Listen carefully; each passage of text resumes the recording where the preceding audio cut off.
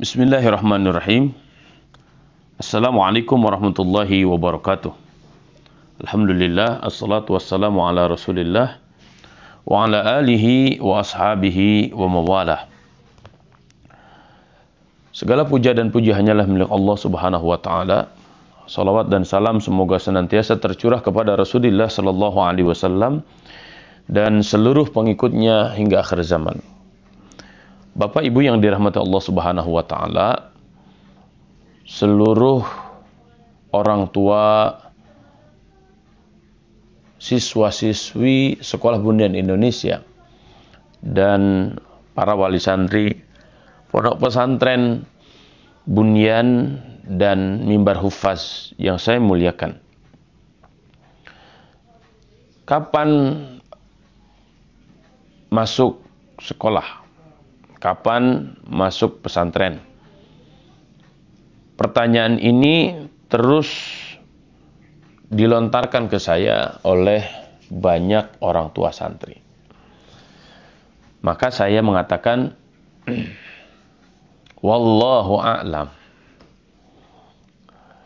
Saya tidak tahu, karena pemerintah pun sebenarnya sedang dalam kondisi kebingungan, ya. Menteri Kemendikbud, ya, Kementerian Pendidikan dan Kebudayaan yang diwakili oleh Mas Nadiem secara press conference mengatakan bahwa Kementerian Pendidikan dan Kebudayaan sudah siap dengan segala format, ya, dan akibat yang akan dialami.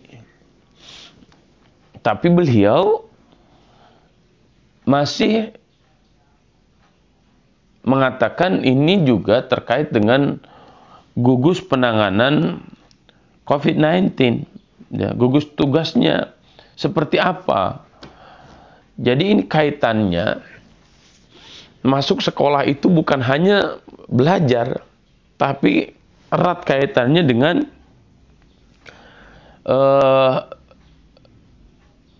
pengumuman dari gugus tugas penanganan COVID-19 ini. Dan hal yang sangat luar biasa, ya, jika kita baca contoh dari pemerintah daerah Kabupaten Bekasi, ya. Saya baca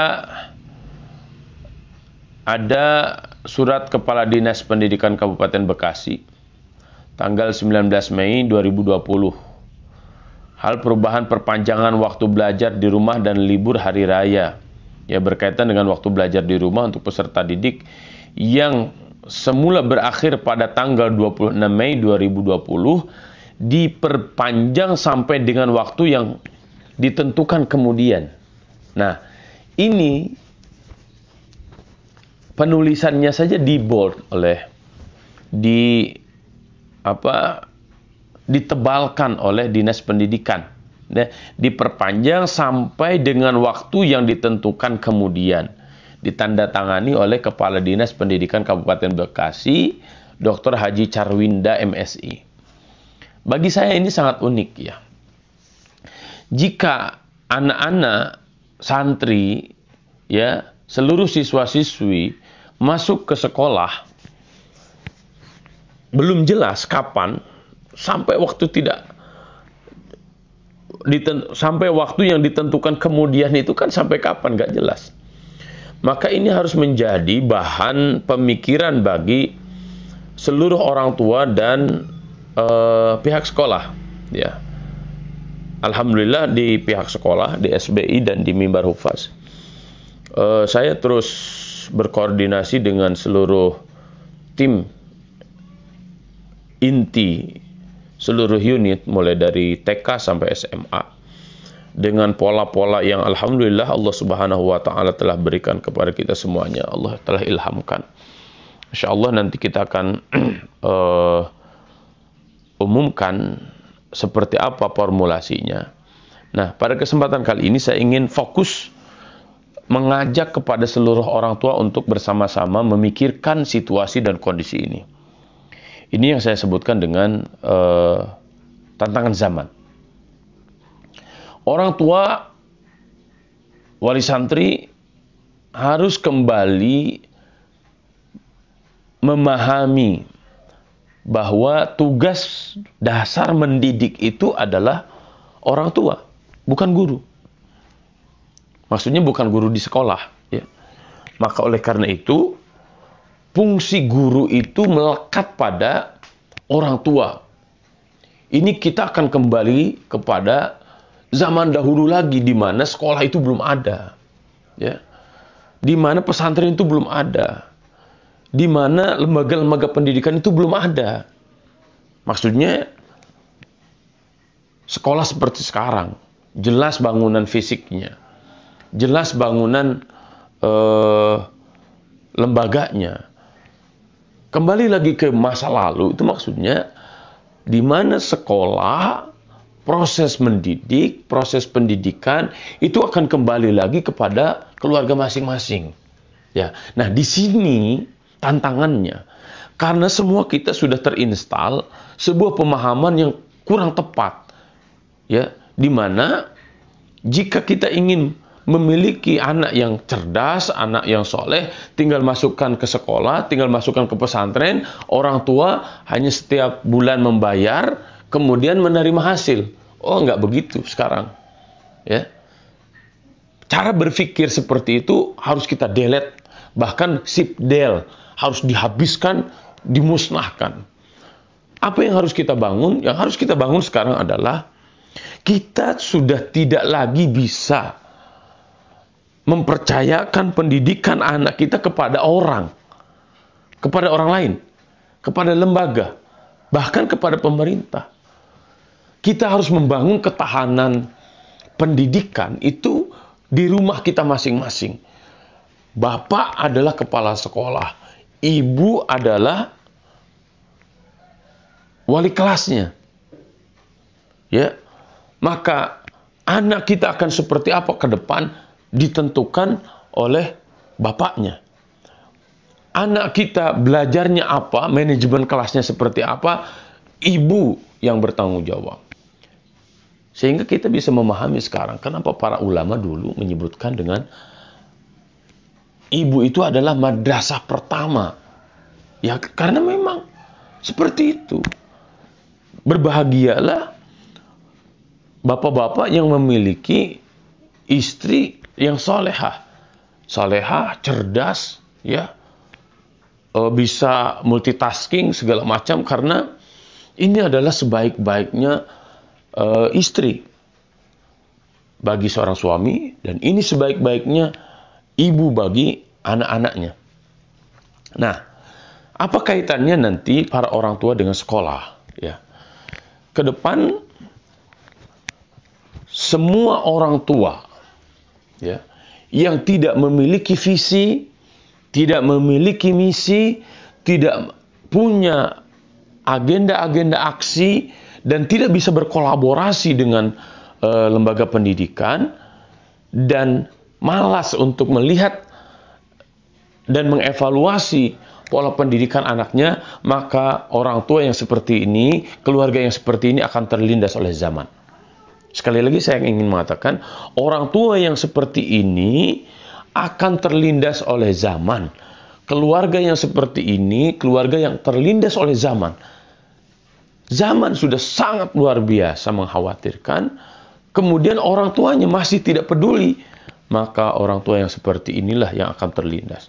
Ingat, sehebat apapun dinosaurus, akhirnya dinosaurus itu terlindas juga toh. Ya, sehebat apapun, sekuat apapun dinosaurus, karena dia tidak bisa beradaptasi dengan zaman, maka habis juga. Yamdi ma'az zaman. Pilihannya sekarang sanamko atau sanamdi. Kita akan terus eksis atau kita akan terlindas. Ya. Maka saya mengajak kepada seluruh orang tua, mulai tahun ini, tahun 2020 ini, ya, terlebih tahun pelajaran baru ini di tahun 2020, maka kita wajib meng-on-kan. Apa yang harus di-on-kan? Dalam teori yang terus kita kembangkan, yang wajib kita on-kan itu minimal 5. Ya. Apa itu? Pertama, visi keluarganya harus di-on-kan. Ya. Visi untuk anak-anaknya harus di-on-kan. Keluarga Anda ini mau jadi keluarga apa sih? Kalau Anda tidak punya visi, persis seperti orang yang sedang berjalan, saya tanya, Pak, Bu, mau kemana? Nggak tahu, saya mengalir aja hidup. Saya mengikutin aliran jempol kaki saya aja. Nggak bisa kayak begitu. Hanya orang-orang gila yang seperti itu. Orang tua gila yang ketika ditanya, keluarga Anda mau kemana? Saya nggak tahu. Maka segera on-kan. Karena jika Anda tidak pernah meng-on-kan visi keluarga Anda, maka anak Anda yang akan menjadi korban. Anak Anda bingung, ini bapak saya, ibu saya mengarahkan saya kemana. Ya, ada orang tua yang berprinsipnya begini, saya mengikut anak saya aja, saya emang nggak tahu apa-apa. Nggak bisa kayak begitu. Ya, kenapa? Karena pengetahuan yang dimiliki oleh anak kita masih sangat terbatas. Maka yang harus kita lakukan, kita sebagai para orang tua menentukan visi ke depan keluarga kita akan seperti apa. Ya. Nah, dari visi itu, kalau kita sudah jelas tujuannya kemana, bikinlah misi. Misi utama yang harus dilakukan itu apa? Ya, jadi jelas nantinya. Misinya yang akan dilakukan itu seperti apa? Jelas. How to-nya itu seperti apa? Nah, setelah jelas visinya, tujuan yang akan tuju, kemudian misinya sudah jelas, bagaikan beginilah gampangannya. Kita mau ke Jakarta di tengah wabah seperti ini. Tujuannya Jakarta, sudah ketemu tuh Jakarta. Tapi misinya apa? Oh, kita harus ngurus surat izin masuk dan keluar, SIM-K, ya, surat izin masuk dan keluar. Oh, kita harus lewatnya jalur sini, jalur sini, jalur sini. Oh, kita harus ketemu dulu ini, ketemu ini dulu. Nah, itu misi yang harus dijalankan agar kita sampai ke Jakarta. Apakah meng-on-kan visi dan misi itu sudah cukup? Oh, enggak. Belum. Ada yang ketiga yang harus kita on-kan lagi, yaitu action. Kapan? Nah, ini schedule-nya harus jelas. Nah, schedule-nya kapan, mulainya, ya, seperti apa yang akan dilakukan di bulan ini, di semester ini, di tahun ini, diturunkan lagi menjadi semester, diturunkan lagi menjadi bulan, diturunkan lagi menjadi pekan, diturunkan lagi menjadi harian. Nah, ini yang harus dipantau. Ayahnya, bapaknya sebagai kepala sekolah harus paham betul tentang ini. Ibunya harus paham betul apa yang akan diajarkan setiap hari. Ini bisa stres ini, ya, karena orang tua dipaksa dengan kondisi untuk menjadi guru. Ya, dia kepala sekolahnya, dia wali kelasnya, dia langsung gurunya. Tapi jika ini tidak dilakukan oleh para orang tua, maka anak-anak yang akan menjadi korban. Ya, bahkan orang tuanya akan stres sendiri. Maka berkolaborasilah yang keempat nih. Berkolaborasilah. Berkolaborasi dengan siapa? Lembaga pendidikan sekolah Bunda di Indonesia, Pesantren Mimbar Hufaz, siap untuk berkolaborasi dengan semuanya. Jadi bukan, pokoknya terserah Ustadz, nggak bisa kayak begitu sekarang. Ya. Tapi Bapak, Ibu harus paham betul. Seperti apa merancang sebuah sekolah itu seperti apa. Mendesain sekolah keluarga itu seperti apa. Jadi rumahku pesantrenku, rumahku sekolahku, bapakku kepala sekolahku, ibuku wali kelasku, bapakku guruku, ibuku guruku. Nah, sekarang yang harus ditanamkan seperti itu. Karena jika tidak seperti itu, repot kita. Ya. Adapun SBI, ya, Sekolah Bunda Indonesia, terus Pesantren Mimbar Hufaz, sekali lagi itu hanya mitra berkolaborasi. Ya. Ustaz, kan sudah ada pembelajaran online sekarang. Iya, pembelajaran online ada. Tapi kan pembelajaran online juga sebenarnya ada keterbatasan-keterbatasan, ya. Keterbatasan dari apa? Ya minimal sinyal lah. Masa kalau sinyalnya bermasalah, terus anak kita nggak belajar terus-terusan gitu? Ya kan nggak bisa, nggak mungkin. Maka di sini tantangannya pada zaman sekarang ini yang sangat luar biasa. Jika kita lengah, habis anak-anak kita nanti ya. Jadi generasi-generasi yang gagal nanti. Generasi-generasi yang siap dilindas oleh zaman dan diinvasi oleh peradaban yang lain gitu. Nah, ini yang keempat ya. Kemudian yang kelima adalah evaluasi. Harus di-on-kan. Terus dievaluasi ini anak-anak kita perkembangannya seperti apa ya. Gitu. Jadi mulai visinya di-on-kan, vision, misinya di-on-kan, mission, kemudian aksinya diperjelas dengan schedule, actionnya, kemudian berkolaborasi bapak dengan ibunya, dengan anaknya, dengan pihak sekolah, dengan pihak pesantren, ya. Kemudian evaluasi bareng-bareng, ya. Memang mayoritas orang tua pasti akan membela anaknya. Pembelaan terhadap anaknya pasti akan dilakukan, ya. Tapi sebenarnya pembelaan itu sah-sah saja selama pembelaan itu tidak membutakan orang tua pada sisi-sisi negatif anaknya.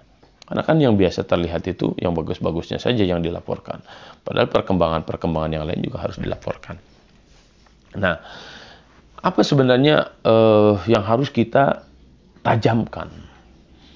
Ya, dan ini menjadi substansi dari pola pembelajaran di rumah.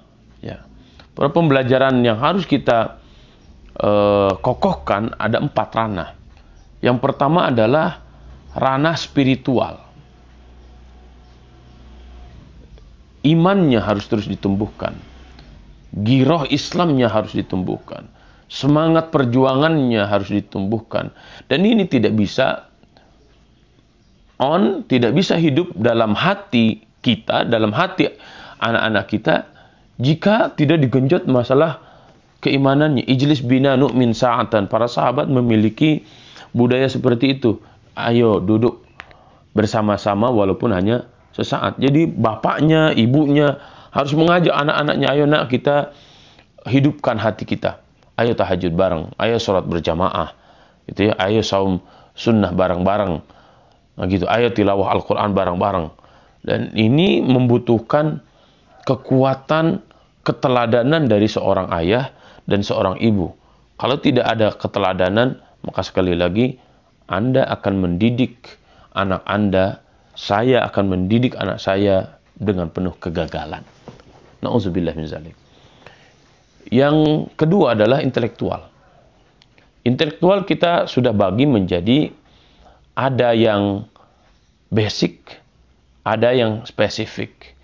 Yang basic ini cabang ilmu, 12 cabang ilmu yang harus dikuasai.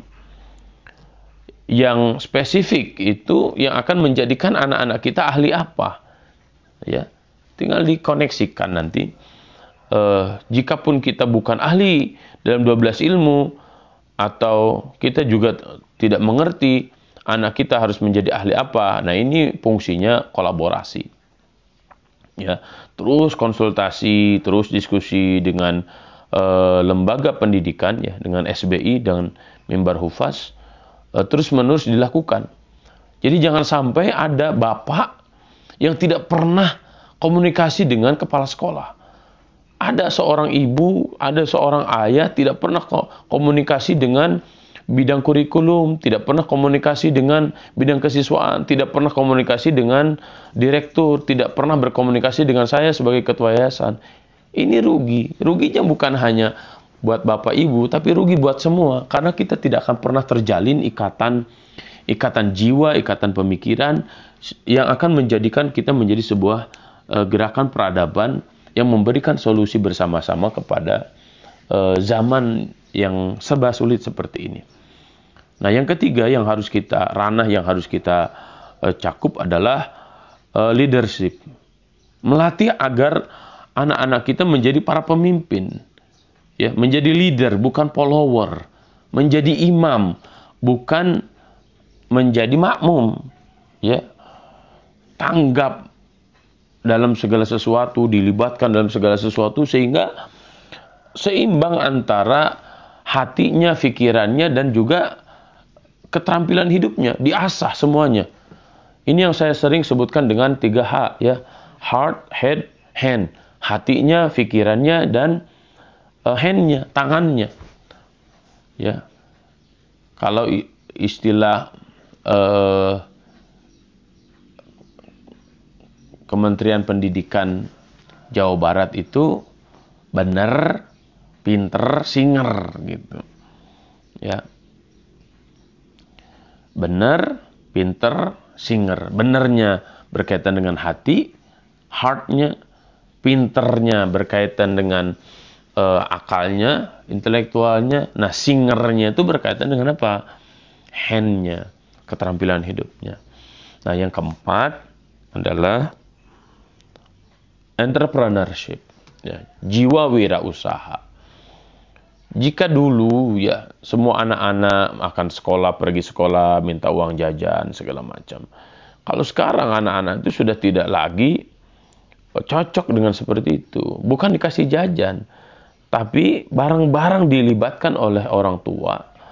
Bagaimana mereka menjadi para wirausaha, para entrepreneur, para santripreneur, ya, para edupreneur, ya.